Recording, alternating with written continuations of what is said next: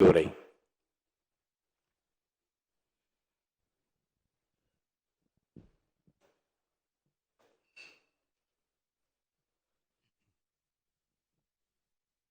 மாண்புமிகு பேரவைத் தலைவர் அவர்களே,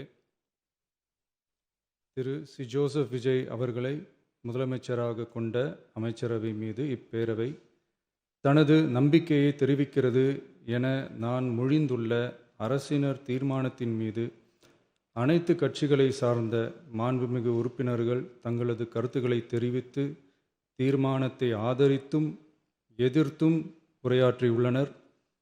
உரையாற்றிய உறுப்பினர்கள் அனைவருக்கும் என்னுடைய நன்றியை முதற்கண் தெரிவித்துக் கொள்கிறேன்.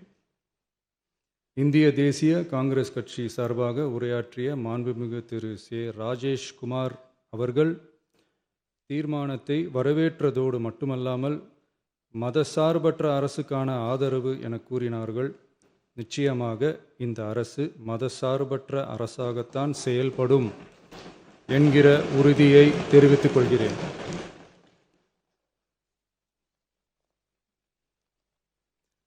அடுத்து உரையாற்றிய இந்திய கம்யூனிஸ்ட் கட்சி மார்க்சிஸ்ட் கட்சி சார்பாக உரையாற்றிய திரு ஆர். செல்லசுவாமி அவர்கள் இந்த தீர்மானத்தை வரவேற்று முழுமையான ஆதரவு தெரிவித்துள்ளார்கள்.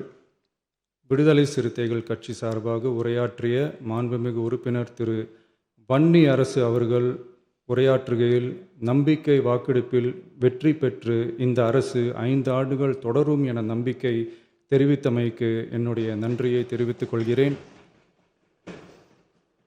ஆதரிப்பவர்களுக்கு மட்டுமான அரசல்ல, எதிர்ப்பவர்களுக்கான அரசும் இது என சுட்டிக்காட்டியமைக்கு எனது நன்றியை தெரிவித்துக் கொள்கிறேன்.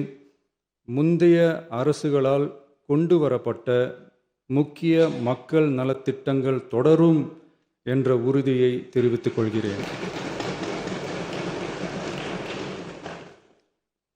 இந்திய யூனியன் முஸ்லீம் லீக் கட்சியின் சார்பாக உரையாற்றிய மாண்புமிகு திரு ஆமு ஷாஜகான் அவர்கள் தீர்மானத்தை வரவேற்று வரலாற்று சாதனை இந்த அரசு படைக்கும் என வாழ்த்தியுள்ளார்கள். மாண்புமிகு உறுப்பினர் திரு எஸ். காமராஜ் அவர்கள் தீர்மானத்தை வரவேற்று உரையாற்றியுள்ளார்கள். இந்திய கம்யூனிஸ்ட் கட்சி சார்பாக உரையாற்றிய மாண்புமிகு திரு ராமச்சந்திரன் அவர்கள் தீர்மானத்தை வரவேற்று பேசியுள்ளார்கள். தேசிய முற்போக்கு திராவிட கழகத்தின் சார்பாக உரையாற்றிய மாண்புமிகு உறுப்பினர் திருமதி பிரேமலதா விஜயகாந்த் அவர்கள் உரையாற்றுகையில் எதிர்கட்சிகளை எதிரி கட்சிகளாக நினைக்காமல் எங்கள் அரசு செயல்படுவது குறித்து குறிப்பிட்டு வாழ்த்து தெரிவித்தமைக்கு என்னுடைய நன்றி. மேலும் ஓரிரண்டு கருத்துக்களை தெரிவித்து தெளிவுபடுத்த வேண்டுமென்று கேட்டுக்கொண்டார்கள். I will rethink about it. தமிழ்நாட்டை ஆண்ட பல்வேறு கட்சிகளை சார்ந்த அரசுகள் இந்த நாட்டு மக்களின் நலனை முன்னிலைப்படுத்தி தீட்டிய திட்டங்கள் சமூக நீதிக்கு முன்னுதாரணமாக திகழ்ந்து நிறைவேற்றப்பட்ட சட்டங்கள் எங்கள் கட்சியின் கொள்கை தலைவர்களின் எண்ணங்கள் என இவற்றை மனதிலே கொண்டு எங்களுடைய ஆட்சி நடைபெறும் என்கிற உறுதியை மட்டும் தெரிவித்துக் கொள்கிறேன். பாரதிய ஜனதா கட்சி சார்பாக பேசிய திரு எம். போஜராஜன் அவர்கள் நடுநிலை வகிப்பதாக தெரிவித்து உரையாற்றியுள்ளார்கள். பாட்டாளி மக்கள் கட்சியின் சார்பாக அடுத்து உரையாற்றிய மாண்புமிகு முனைவர் திருமதி சௌமியா அன்புமணி அவர்கள் உரையாற்றுகையில் விவசாயிகள், இளைஞர்கள், மகளிர் நலன், மது ஒழிப்பு குறித்து செயல்படுத்தப்பட வேண்டிய திட்டங்கள் குறித்து குறிப்பிட்ட தீர்மானத்திலிருந்து விலகி நிற்பதாக தெரிவித்துள்ளார்கள். மகளிர் பாதுகாப்பிலிருந்து தவிர எந்த அரசு இம்மியளவும் இடம் தராது. அடுத்து உரையாற்றிய மாண்புமிகு திரு மு. தமிழன் அன்சாரி, மாண்புமிகு திரு கே. நித்யானந்தன், மாண்புமிகு முனைவர் எம்.எச். ஜவாஹிருல்லா, மாண்புமிகு திரு எடப்பாடி கே. பழனிசாமி அவர்கள் மற்றும் ஆகியோர் உரையாற்றுகையில் தீர்மானத்தை எதிர்த்து உரையாற்றியுள்ளார்கள். எதிர்க்கட்சி தலைவர் வெளிநடப்பு செய்துவிட்டார்கள். மாண்புமிகு திரு எஸ்.பி. வேலுமணி அவர்கள் தீர்மானத்தை ஆதரித்து உரையாற்றியுள்ளார்கள். குதிரை பேரத்தில் எமது அரசு ஈடுபடுகிறது என்று கருத்தை தெரிவித்த மாண்புமிகு உறுப்பினர் அவர்களுக்கு நான் ஒன்றை மட்டும் சொல்லிக்கொள்கிறேன். இந்த அரசு குதிரை வேகத்தில் செயல்படுகிற அரசே தவிர குதிரை பேரத்தில் ஈடுபடுகிற அரசு இல்லை என்பதை ஆணித்தரமாக தெரிவித்துக் கொள்கிறேன்.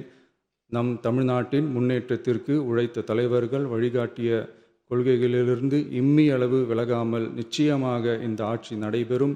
எனவே நான் மொழிந்துள்ள இத்தீர்மானத்தை மாண்புமிகு உறுப்பினர்கள் அனைவரும் ஏகமனதாக நிறைவேற்றித் தர வேண்டும் என்று கேட்டுக்கொண்டு அமர்கிறேன்.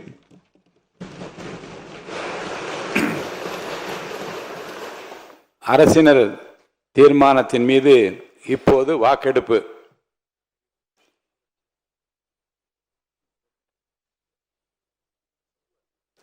தமிழ்நாடு சட்டமன்ற பேரவை விதி 99 கீழ் ஒரு தீர்மானத்தை நிறைவேற்ற வாக்கெடுப்பிற்கான 2 நடைமுறைகளில் ஏதேனும் ஒரு முறையில் வாக்கெடுப்பு, அதாவது குரல் வாக்கெடுப்பு அல்லது எண்ணி கணிக்கும் வாக்கெடுப்பு முறையில் வாக்கெடுப்பு நடத்தப்பட வேண்டும் என விதிகளில் உள்ளது.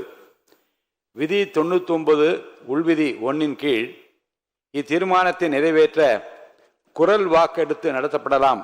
எனினும் தீர்மானத்தின் முக்கியத்துவத்தை கருதியும் இதுபோன்ற முன் நிகழ்வுகளில் ஏற்கனவே இப்பேரவையில் கடைபிடிக்கப்பட்டு வரும் கணக்கெடுப்பு முறையினையும் விதி 99 உள்விதி 3 குறிப்பிட்டுள்ளவாறு எண்ணி கணிக்கும் முறையில் வாக்கெடுப்பு நடத்த முனைகிறேன்.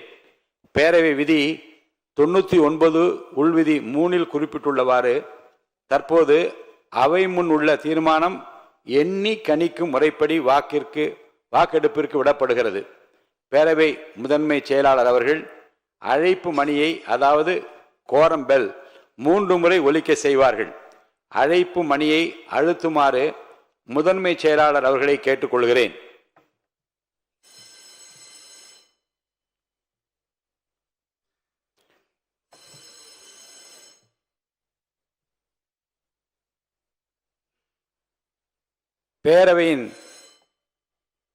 பேரவையின் நுழைவாயில்கள் அனைத்தையும் மூடும்படி அவை காவலர்களுக்கு உத்தரவிடுகிறேன். பேரவையின் அனைத்து வாயில்களும் மூடப்பட்டிருந்தவா என்று உறுதிப்படுத்த வேண்டுகிறேன்.